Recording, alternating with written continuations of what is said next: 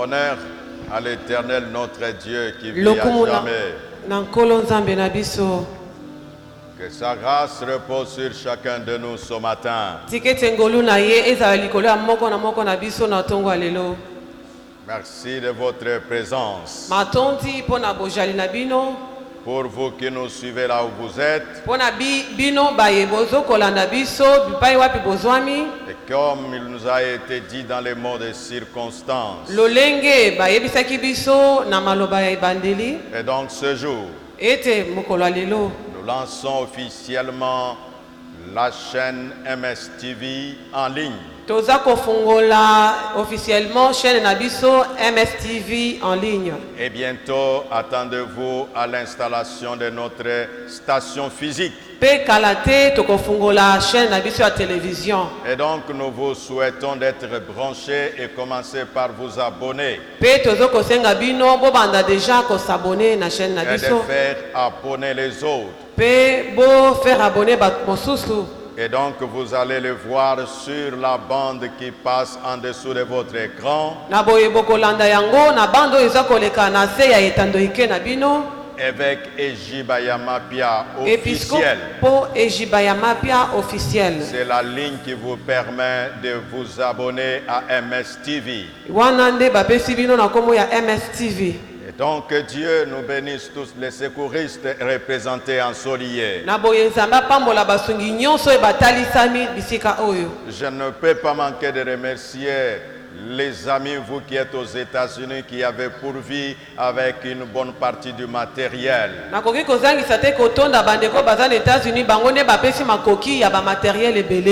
je pense aux membres de notre église aux États-Unis, Yahweh Shammah.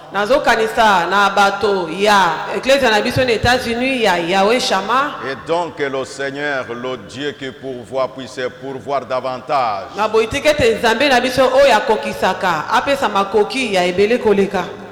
L'Éternel reçoit l'honneur, la gloire aujourd'hui et à jamais. Merci, je vous en prie, nous pouvons nous mettre.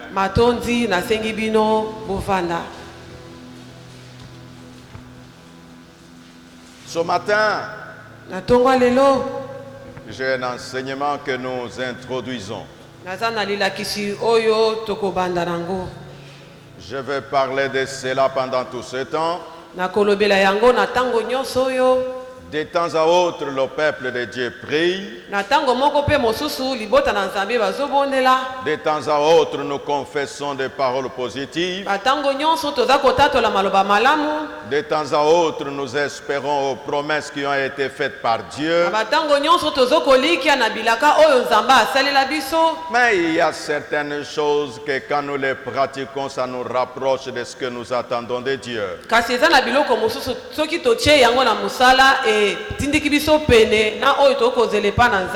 Et l'Éternel Dieu, en envoyant son Fils,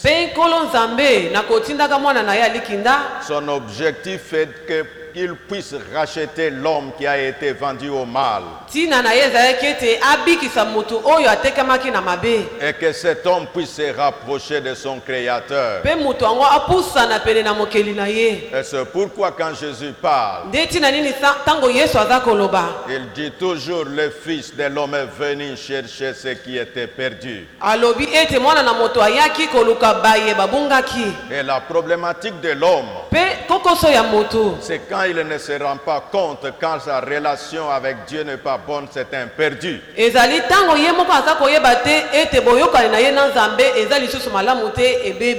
donc, quand quelqu'un est conscient que Jésus est venu pour que l'homme reçoive la vie éternelle et qu'il soit appelé citoyen du royaume des cieux et qu'il devienne par là un enfant de Dieu. Et c'est là la mission centrale de l'Église. Et l'Éternel Dieu, parce qu'il est un grand organisateur, alors il a permis qu'il puisse mettre les choses en place de manière que ce qu'il veut se réalise.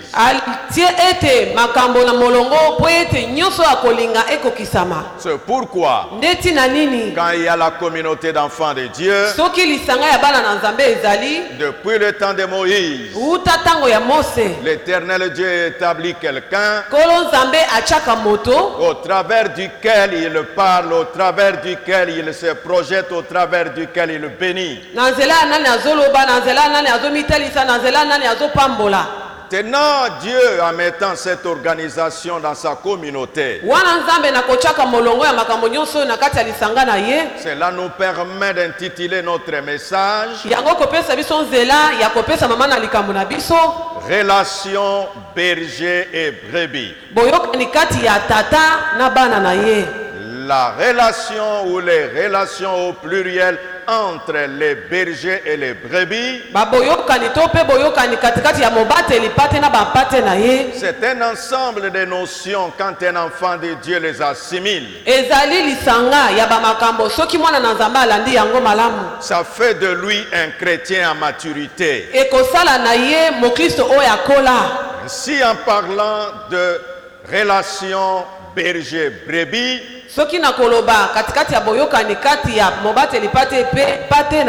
la Bible va nous aider. Nous sommes dans le livre de Matthieu chapitre 26. Nous lisons le verset 30 et le verset 31.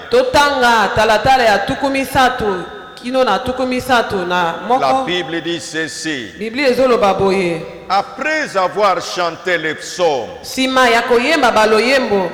se rendirent au mont des Oliviers.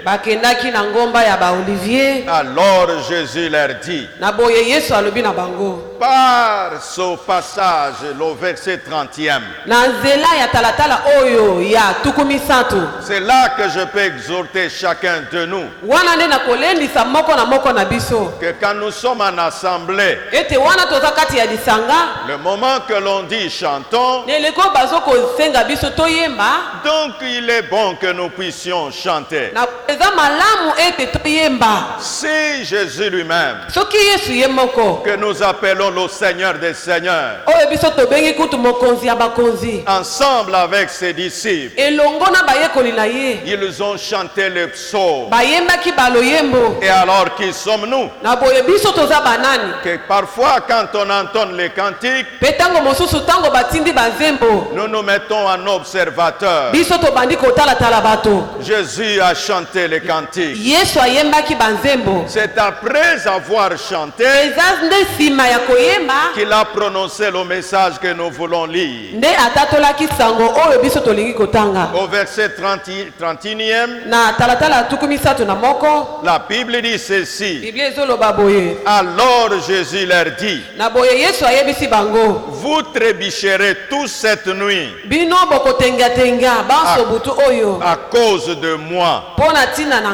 Car il est écrit, je frapperai le berger et les brebis du troupeau seront dispersées. Voilà, là nous voyons une relation entre le berger et les brebis. La Bible montre que celui qui a été frappé ou qui sera frappé, c'est le berger. Mais quand viendra-t-il des brebis? Et la Bible dit que ça va affecter les brebis. Que le moment que le berger est frappé, automatiquement les brebis seront attaquées. C'est là que la parole de Dieu nous enseigne que les brebis vont se disperser. Et donc L'objectif de l'ennemi, quand il s'attaque au berger, c'est parce qu'il a besoin de disperser les brebis. Je parle de la relation berger-brebis. Et le Seigneur Jésus, non seulement qu'il parle de ces choses, au moment qu'il veut quitter la terre, il en a parlé pendant qu'il faisait ses enseignements sur la terre. En prenant toujours le même livre de Matthieu, dans son chapitre 9e, prenant le verset 35e au verset 38e, la Bible déclare: Jésus parcourait toutes les villes et les villages. Il enseignait dans les synagogues, proclamait la bonne nouvelle du royaume. Il guérissait toute maladie et toute infirmité. À la vue de foule, il fut rempli de compassion pour elles, car elles étaient blessées et abattues, comme des brebis qui n'ont pas de berger. Comme des brebis qui n'ont pas de berger. Et si nous voulons renverser le rôle de la phraséologie, on pourra dire que les brebis qui n'ont pas de berger seront abattues et elles seront blessées. Alors là, il y a une relation en fonction de ce que la brebis peut avoir, en fonction de ce que la brebis peut être. Jésus guérissait les malades. Il prêchait la parole du royaume de Dieu. Mais en regardant les foules, son cœur était contrit. En regardant les foules, il était ému de compassion. Pourquoi il était ému de compassion? Parce que ces foules-là, ils étaient comme des brebis sans berger, abandonnées à elles-mêmes. Il y a une relation entre le berger et les brebis. Quand les brebis ne sont pas conscients, c'est un dommage. Quand le berger lui-même aussi n'est pas conscient qu'il y a une relation entre lui et ses brebis, c'est aussi un malheur. Et donc, frères et sœurs, en parlant de relations berger-brebis, il y a plusieurs types de relations. Il y a relation de paternité, il y a relation d'amour et de partenariat, il y a relation de discipolat, il y a relation de respect et d'estime, et il y a relation de leadership. Les brebis sans berger seront abattues, et l'autre version dit qu'elles seront fatiguées. Un homme fatigué, c'est un homme sans force. C'est pour dire que si le berger est fatigué, cela va entraîner aussi la fatigue des brebis. Et donc, frères et sœurs, le comble est l'inconscience de plusieurs brebis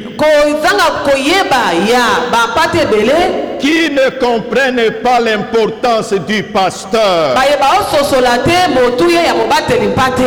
Le pasteur est très important pour ses fidèles. Mais il arrive par orgueil et par égoïsme.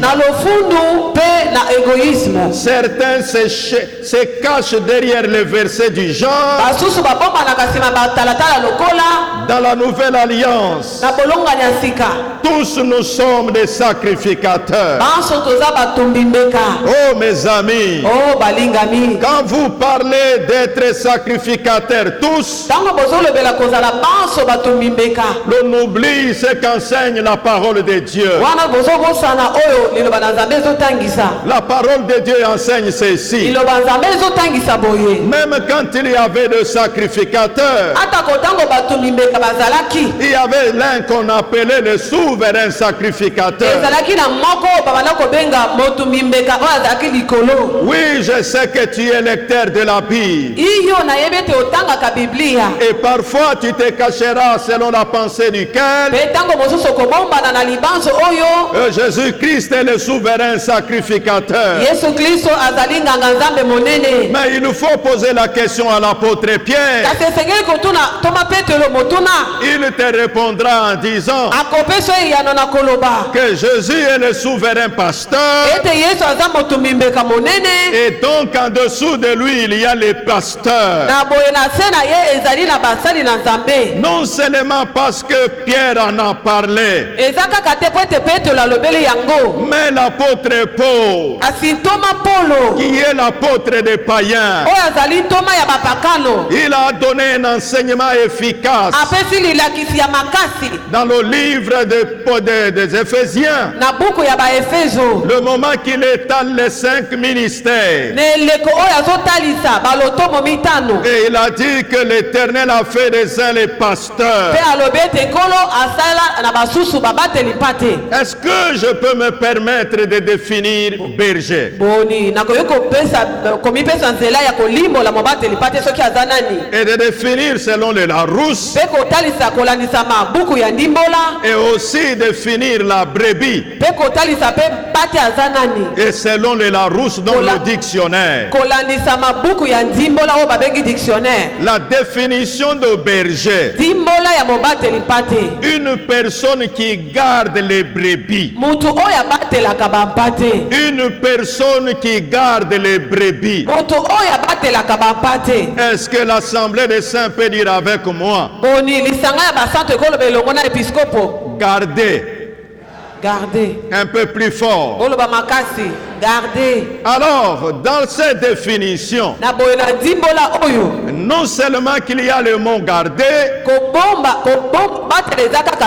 mais il y a aussi un deuxième mot, que le berger est celui qui prend soin du troupeau.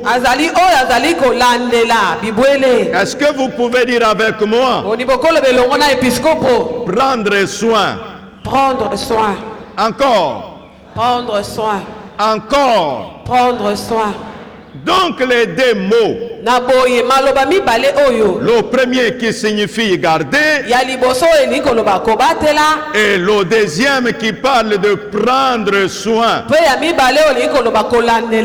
Et quand nous prenons ces deux mots, nous pouvons y comprendre le travail du pasteur.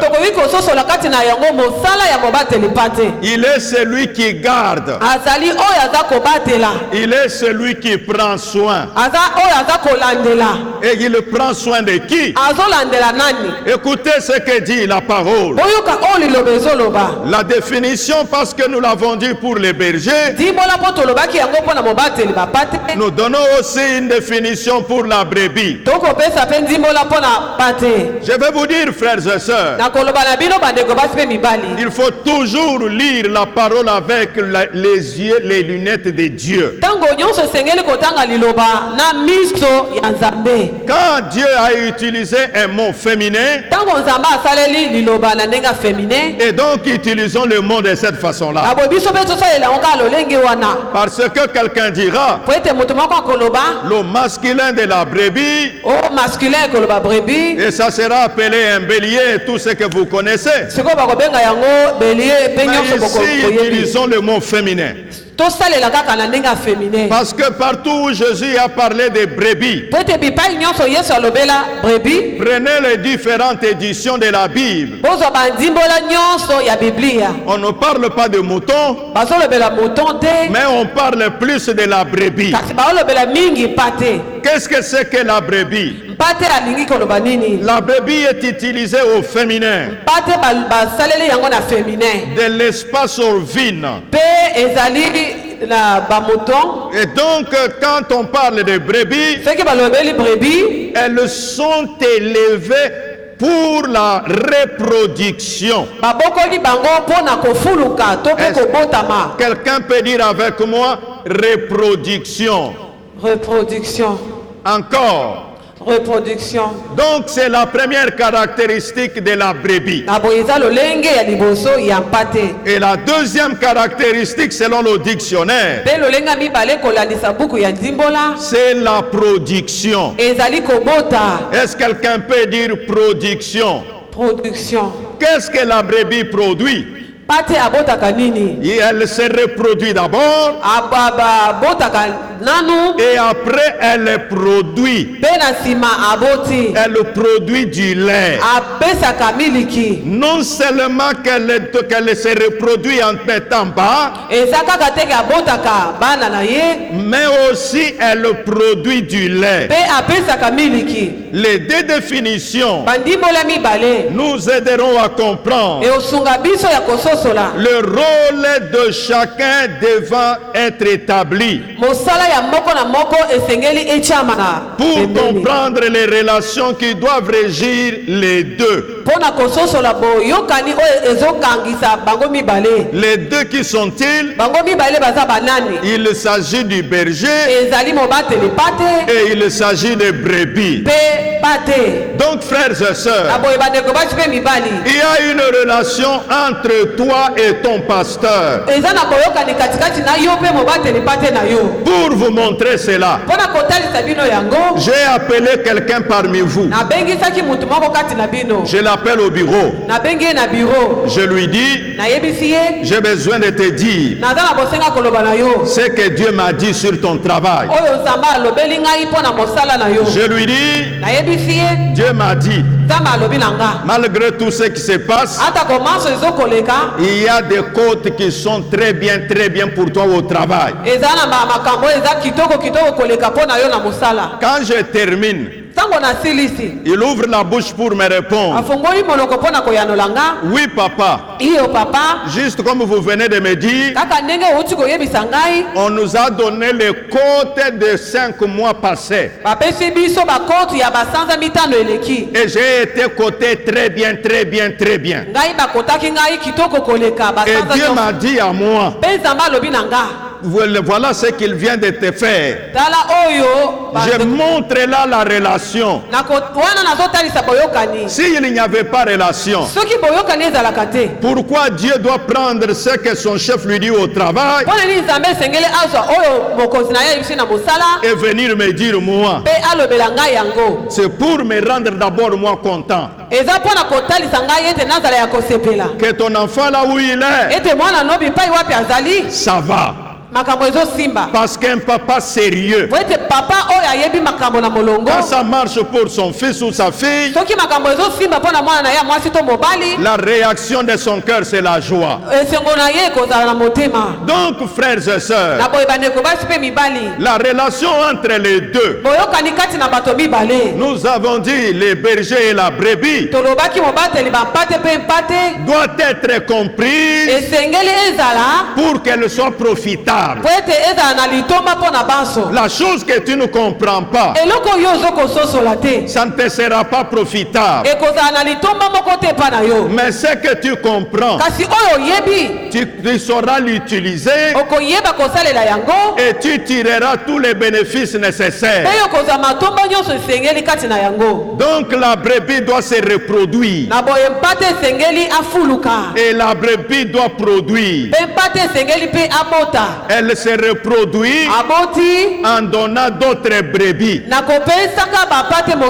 Elle produit en donnant du lait. Écoutez-moi mes amis. Et la brebis, quand elle produit du lait,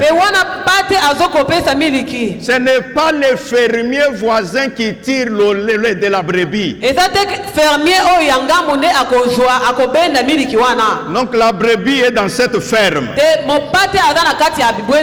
Mais quand le lait arrive chez la brebis, maintenant la brebis va dans la ferme voisine. Et alors le fermier voisin commence à tirer du lait. Non, ça n'existe pas. Mais que font les fidèles? Il est dans cette ferme qu'est l'église. Mais le lait, il est en train de nourrir un autre fermier qui est quelque part. Jésus appelle cela un scandale.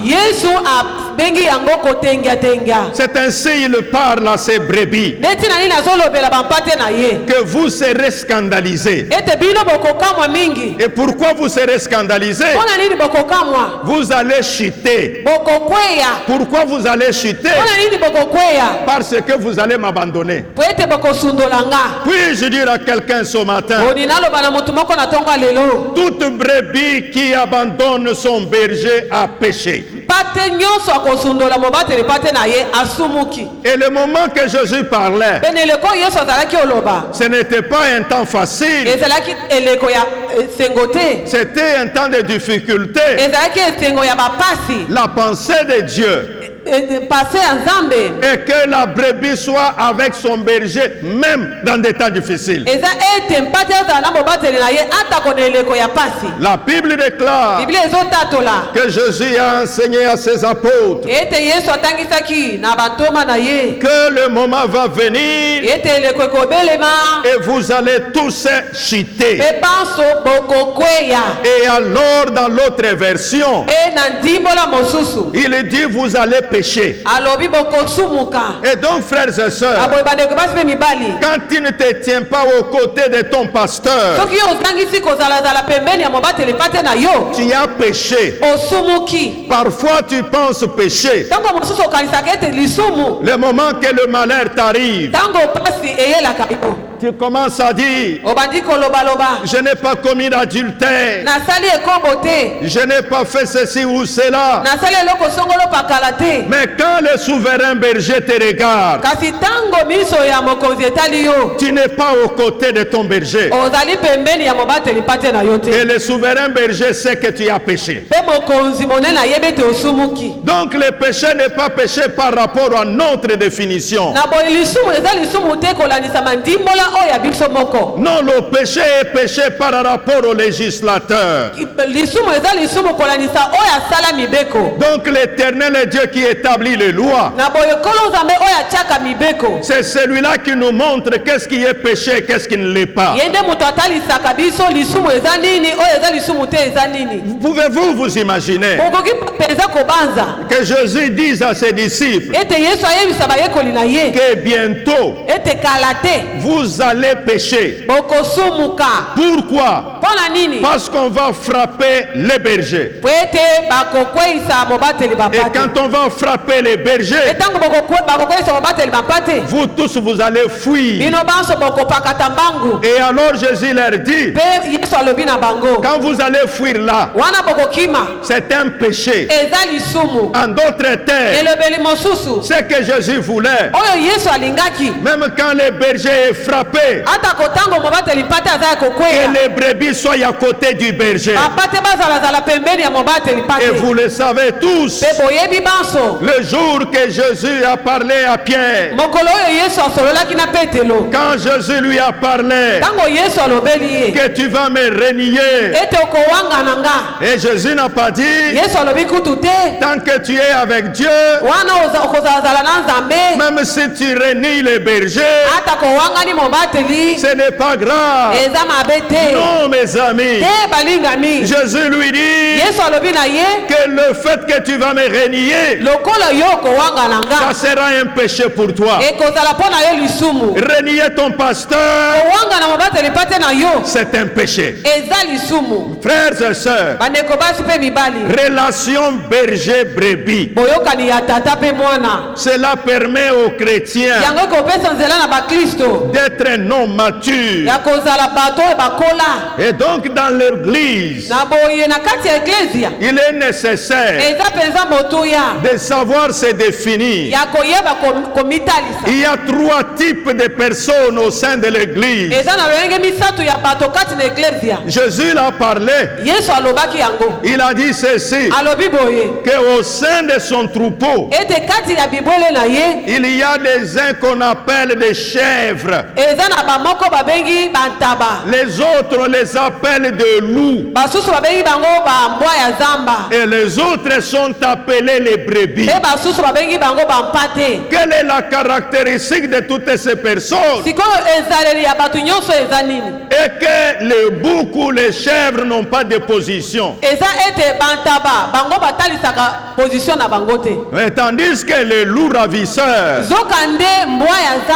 ils peuvent être dans la bergerie. Leur travail, c'est de s'attaquer aux brebis. Ils font semblant d'être des brebis par rapport à leur apparence. Mais à l'intérieur, ce sont de loups ravisseurs. Quand tu es à l'église, tu dois savoir te définir. Est-ce que tu es un loup dont le travail est de s'attaquer aux brebis? Ou bien tu es un bouc qui n'a pas de position? Ou bien tu es une brebis? La grande caractéristique des brebis, elle ne discute pas avec les bergers. Quand le berger dit c'est le temps d'entrer dans la bergerie, en tout cas la brebis est disposée d'entrer dans la bergerie. Oui, il est vrai que tu me diras. Oui, il y a aussi les brebis qui sont comme les brebis folles. Vous connaissez l'histoire de la vache folle? Est-ce qu'on mange la viande de la vache folle? Jamais. Tous les vétérinaires, quand ils trouvent que ça c'est une vache folle, ils alertent tout le monde qu'il y a maintenant la vache folle qui sera vendue. Tirez attention de ne pas manger la viande de la vache folle. Toi ne te classe pas du côté des brebis folles. C'est vrai que quelqu'un ne va pas te placer, mais ton comportement peut te placer dans cette catégorie-là. Mais Jésus l'a enseigné clairement que le jour de son retour, il mettra comme ça la main et il y aura les boucs à côté et il y aura les brebis à côté. Les brebis, il leur dira: entrez dans le repos de votre maître. Mais tandis que le bouc, il leur dira: Écoutez ce qu'a été votre vie quand vous viviez encore. Vous savez comment il se présente? Il dit, moi votre berger. J'ai été nu et vous ne m'avez pas vêtu. C'est pour cela que je vous appelle le bouc. J'ai été malade, vous n'avez pas pris soin de moi. Voilà pourquoi je vous appelle le bouc. Il n'a pas utilisé une seule mesure de dire que vous avez été des adultères. Non, mes amis, ne pas prendre soin du berger, cela peut constituer une infraction aux yeux de Dieu. Alors tu me diras, d'un côté le berger prend soin, mais de l'autre côté encore il faut que la brebis puisse prendre soin. Voilà ce qui se passe. Le berger nourrit la brebis. Quand la brebis a brouté, il y aura les transformations en elle. Elle aura du lait. Elle se mettra à la disposition du berger. Et le berger va commencer à tirer du lait. Et il recevra le lait. Et alors là, la brebis a fait son travail. La brebis ne dira pas au berger, ton travail, c'est de m'amener au pâturage. Quand j'ai déjà brouté, tu as fait ton travail. Mon lait, je ferai de cela ce que je veux. C'est un péché. Si tu fais de ton lait ce que toi tu veux, je suis venu te dire ce matin que si tu ne pensais pas que cela est un péché, je suis venu te dire que c'est un péché. Le moment que le berger prend soin de toi et tu commences à produire du lait, l'objectif c'est enfin que tu puisses produire le lait. Et le lait doit être profitable à ton berger. Si tu as du lait et que tu refuses à ton berger de goûter à ton lait, je t'enseigne que tu as péché. Tu me diras, mais le lait pasteur, c'est un sens imagé. Alors d'une façon réelle, le lait c'est quoi? C'est tout ce que tu produis. Si tu produis l'argent, la part du pasteur est dedans. C'est là qu'il y a les dîmes. C'est là qu'il y a les libéralités. Alors quand tu manges ou tu bouffes la dîme, c'est le lait qui ne t'appartient pas, que tu es allé mettre dans un vase qui ne convient pas. Tu as besoin de te repentir. Relation berger-brebis. Que fais-tu du lait que tu as? Est-ce que ton pasteur y a part? C'est une question et ta conscience est témoin. Frères et sœurs, nous disons que le berger garde. Comment le berger peut garder une brebis qui se dit grande et indépendante?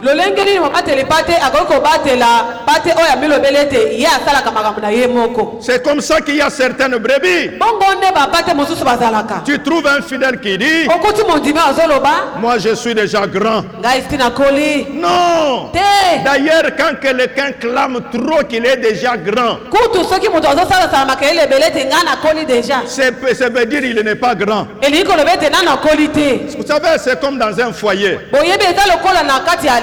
Si le mari a un petit rien, il faut savoir que dans cette maison, c'est moi le mari. Non, c'est qu'il se reproche de quelque chose. Mais sinon, il sait que je suis le mari. Et donc je dois faire comme un mari fait. Et voilà, frères et sœurs, quelqu'un qui est grand fait ce que les grands font. Ce ne sont pas par déclaration qu'on devient grand. Les bergers gardent. Si une brebis se dit indépendante, comment est-ce que le berger va garder une brebis comme ça? C'est pourquoi Jésus dit, en regardant certaines foules, il a pitié parce qu'ils n'ont pas de berger. Comment quelqu'un peut manquer le berger?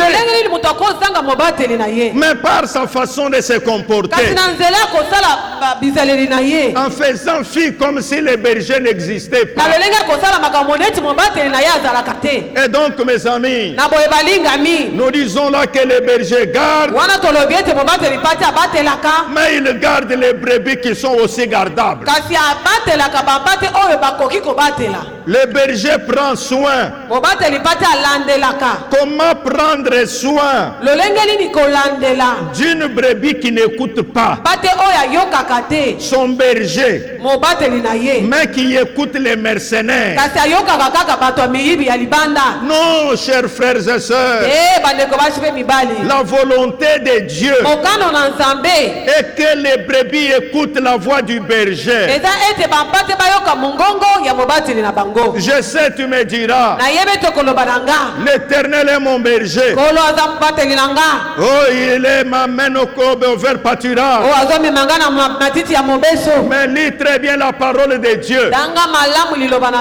La Bible déclare, écoutez ce qui vous dirige, parce que l'Éternel leur demandera compte de vos âmes. Mais si lui est le seul berger que tu dois écouter, alors pourquoi Dieu va demander le compte à quelqu'un? Vous savez, frères et sœurs, quand vous vous regardez vous-même, voyez la relation entre toi et ton berger. Est-ce que tu écoutes ton berger? Savez-vous ce que disent les Écritures? Que celui qui vous écoute m'écoute. En d'autres termes, quand tu n'écoutes pas ton berger que tu vois, tu n'as pas écouté le souverain berger. Et parce que tu n'as pas écouté le souverain berger, cela fait mal au cœur de Dieu. Parce qu'il te voit comme une brebis blessée et qui n'a pas de berger qui doit prendre soin d'elle. Or, Dieu a mis l'ordre dans son église et il a placé quelqu'un pour prendre soin des brebis. De quelle manière le pasteur prend soin des fidèles? C'est en leur donnant des conseils. C'est en leur donnant la parole de Dieu. C'est en leur montrant des choses qu'ils doivent faire. Et alors aux brebis d'écouter. Quand le berger dit allons à droite,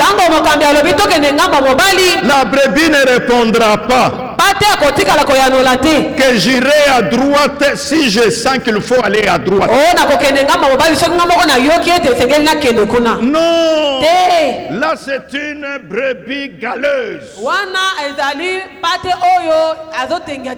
qui pose des problèmes dans la bergerie. Frères et sœurs, relation berger-brebis. La brebis est appelée à être attentive à ce que dit le berger. Même l'Éternel Dieu dans l'Ancienne Alliance, quand il regardait le peuple, quand il parlait à Moïse, il disait ceci, que je vais établir quelqu'un qui fera le travail de berger, qui leur dira entrons et qui dira sortons. Toi tu sors quand le berger a parlé, ou tu sors quand tu sens qu'il faut sortir. Non, ce n'est pas ça la volonté de Dieu. Donc frères et sœurs, l'Éternel Dieu nous envoie sa parole. L'objectif est que quand nous sommes attachés à la parole de Dieu, nous allons tirer avantage de ce que Dieu possède. Ceci nous amènera à la séance.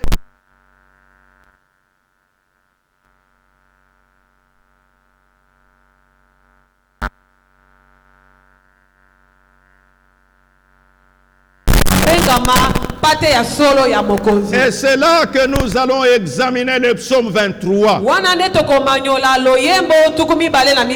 Le moment que nous disons que l'Éternel est mon berger, mais tu dois aller plus loin pour savoir si l'Éternel est mon berger. Quelle est la formule qu'il utilise pour me garder? Bien-aimés dans le Seigneur, je ne vous dirai pas combien de personnes parmi vous qui se sont déjà vus attaquer en sommeil,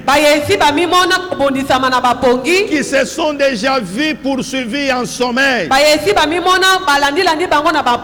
Dès qu'ils ont vu le visage de Jiba en sommeil, et puis ils ont vu les ennemis qui les poursuivaient disparaître. C'est pourquoi, frères et sœurs, toutes ces choses sont des enseignements que Dieu nous donne.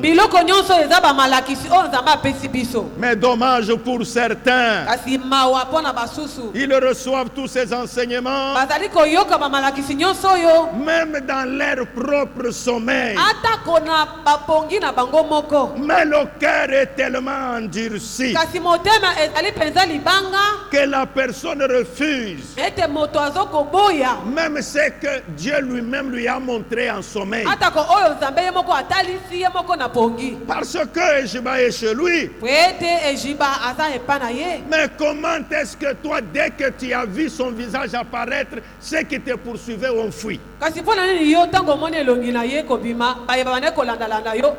C'est un message pour toi qu'il y a une relation entre cet homme-là. Ce n'est pas pour lui, c'est à cause de celui qui l'a établi. Ainsi, quand tu vois ces choses, quand tu obtempères à cela, tu tireras avantage. Frères et sœurs, la problématique de l'homme, c'est de voir les bénédictions devant lui, et lui est en train de les chercher ailleurs. Relation brebis-berger. Cela est appelé d'être bien compris afin que le souverain pasteur puisse faire ce qu'il a promis qu'il fera. Frères et sœurs, la Bible déclare que le Seigneur Jésus lui-même, il dit ceci: les brebis écoutaient la voix du berger. Ils n'écoutaient pas la voix du mercenaire. Et c'est pourquoi ce matin, tu peux toi-même te mettre dans la balance et te poser la question: la voix de qui tu écoutes? Est-ce que tu écoutes la voix du berger ou bien tu écoutes la voix du passant, ou tu écoutes la voix d'un homme de théâtre? À toi-même de répondre et à ta conscience de te justifier. Donc la parole de Dieu de ce matin permet aux chrétiens de savoir faire ce que Dieu attend de lui, afin que tu comprennes et qu'en comprenant que tu puisses bénéficier de tout ce que l'Éternel Dieu a dans son trésor pour toi. Voilà ce que j'avais à vous dire ce matin. Que Dieu bénisse sa parole.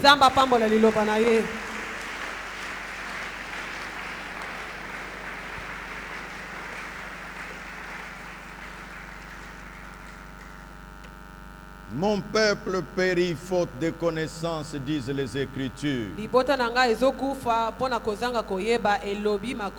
Et donc mon travail, c'est de vous enseigner,